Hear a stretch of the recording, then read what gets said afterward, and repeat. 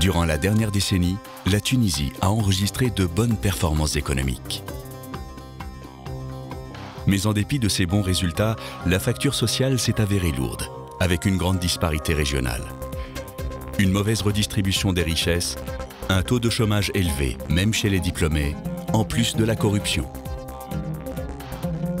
Dans ce contexte, la GBO, gestion budgétaire par objectif, a été mise en place à partir de 2003 pour assainir la gestion des finances publiques. La révolution a donné un coup d'accélérateur avec l'impulsion des exigences des citoyens et la volonté politique.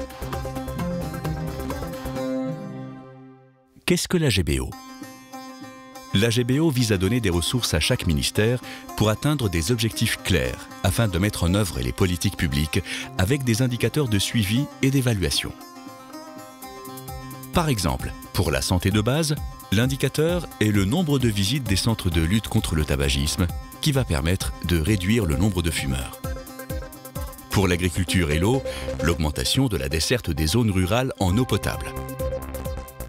Pour l'éducation, la réduction du nombre d'élèves qui abandonnent la scolarité au collège et au lycée.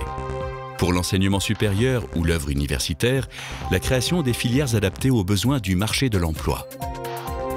Pour l'emploi-chômage, l'octroi d'avantages fiscaux et financiers aux entreprises pour les encourager à intégrer les stagiaires.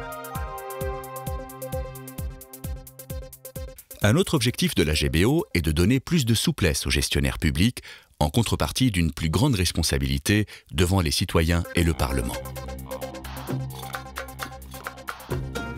La GBO a renforcé la transparence de la gestion des finances publiques à travers des sites web, qui reprennent notamment les budgets des ministères, les rapports d'exécution mensuels du budget de l'État, la situation de la dette et les budgets des municipalités. Cette transparence a été renforcée par l'adoption du décret-loi sur l'accès à l'information.